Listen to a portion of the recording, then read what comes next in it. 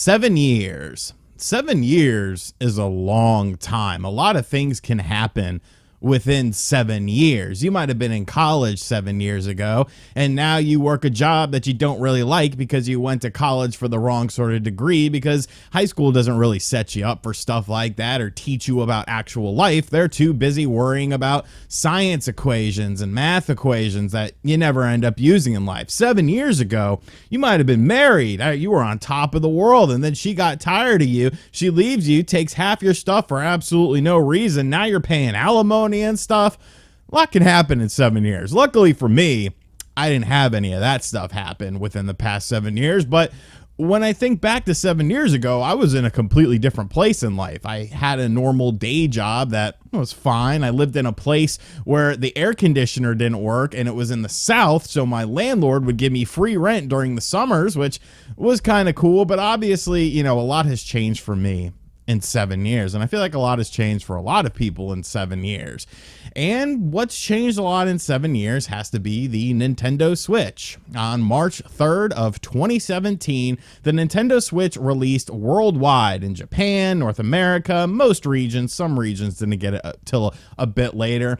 And 7 years later, we're still talking about this system. This system is still selling units. And it's just been an interesting ride. I just kind of want to talk about my thoughts of the past 7 years, what some of my favorite eras were, and kind of how I view the Nintendo Switch now in 2024 as far as the system is concerned and how often I play it and stuff like that. So make sure you hit that subscribe button. It'll make you feel better about going to college for the wrong degree. So I still think that the first year of the Nintendo Switch was the best year, because Nintendo knew, they were like, hey, we completely screwed up with this Wii U thing. It didn't take off. We need to have some hard-hitting software at launch for this system, and in that first year for the system, because really, there's, yes, the initial launch of it, but that first year I feel like is very important for a lot of systems. At least it used to be one of the main focal points of it, because you got to have strong software.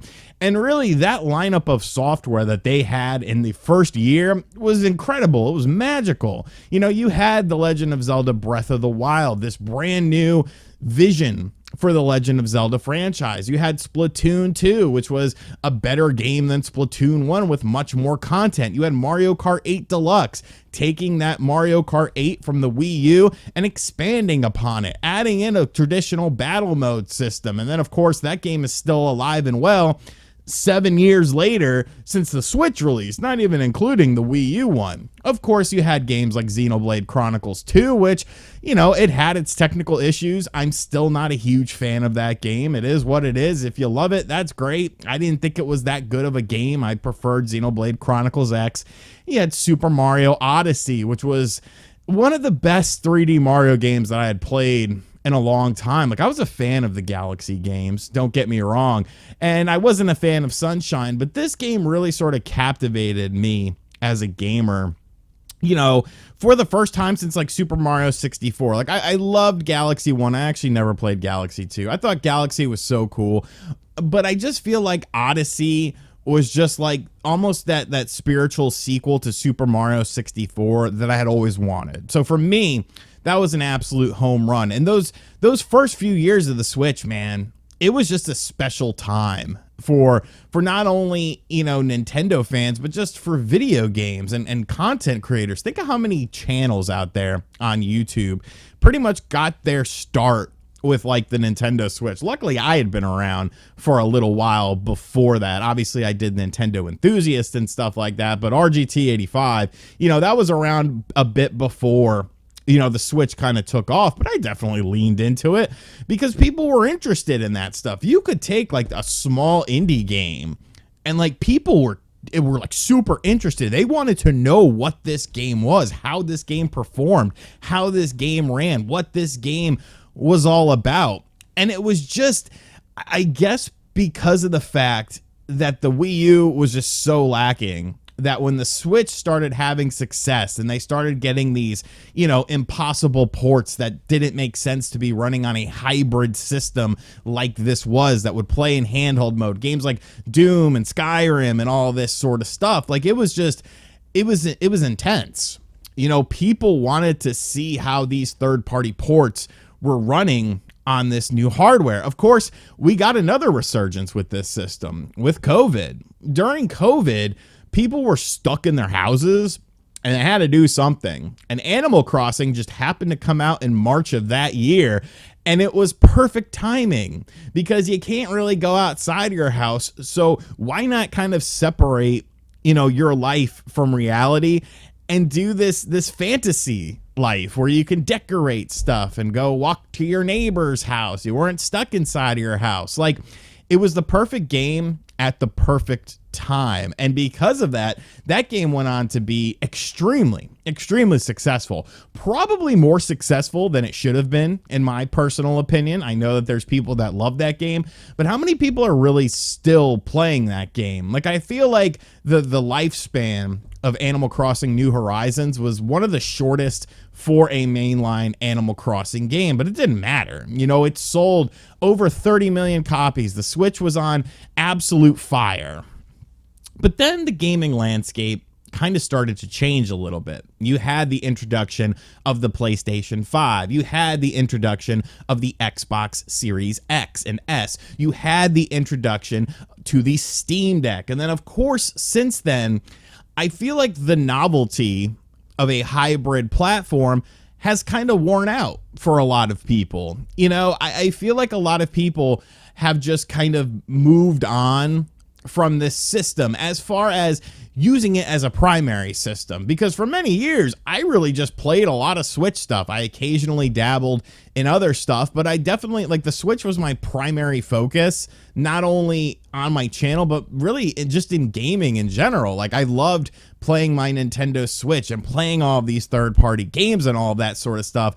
But as technology changes and newer systems come out that have games that aren't available on the Switch, or games run at a significantly less clip on the Switch than they do on something like the Steam Deck or the ROG Ally or something like that, and you have more options out there, I feel like some of the luster has been a little bit lost because of the fact that some of these ports don't end up happening, and some of these ports that do end up happening, they're not really all that great in terms of quality. Like, yes, they're playable, but some of these are later ports. Some of these are first party games that come out and they just don't hit, basic metrics of what you would expect from a game. And that kind of takes us into 2024, where we're at now.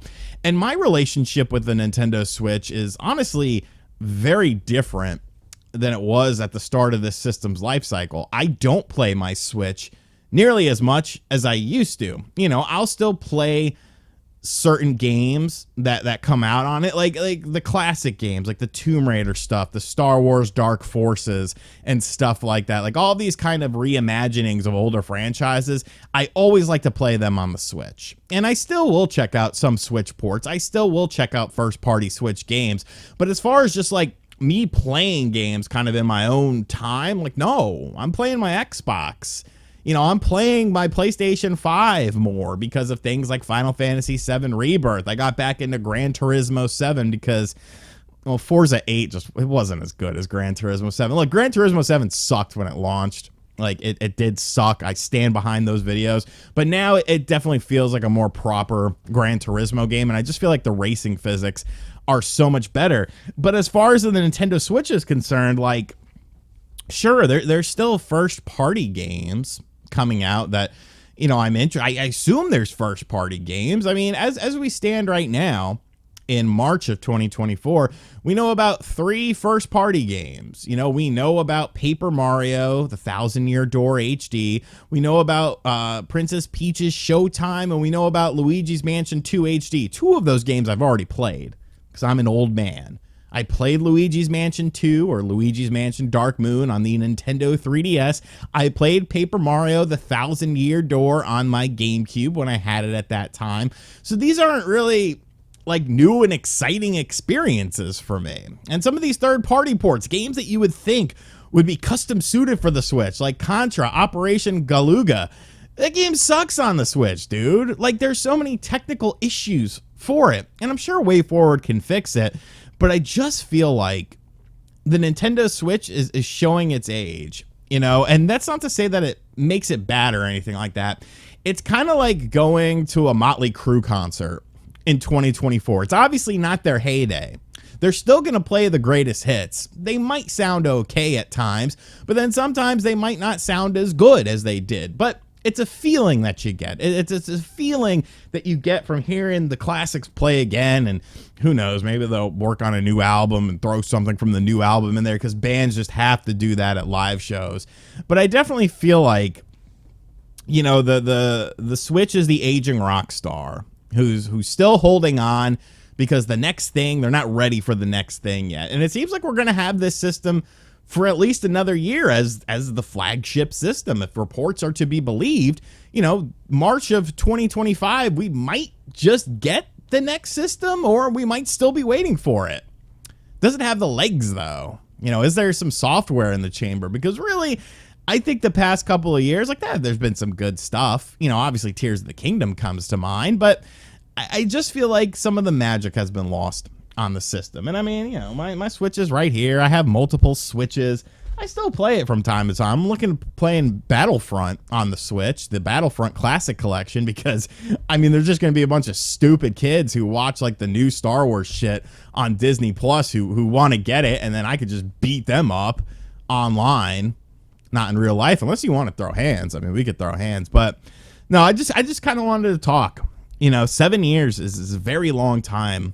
It's a very long time for a system, too, to not know what's upcoming on the horizon. If you're someone from my era, you know, who grew up 16-bit era, it was always about the next thing. We always seemed to know about the next thing sooner rather than later, and we started to get looks at it, and all this hype built up. But the video game industry is in a very different place than it was, you know, 20, 30 years ago. Let me know what you think of this in the comments section down below, though. Are you someone who has kind of grown, you know, tired of the Switch? Are you still a big fan of it? Is it still a primary console? Is it a secondary console? And were you someone that went to college and got a degree for some crappy thing that doesn't really exist in the real world, and now you're kind of like, well, why did college take my money? Like, I don't know, dude. I'd be furious about something like that.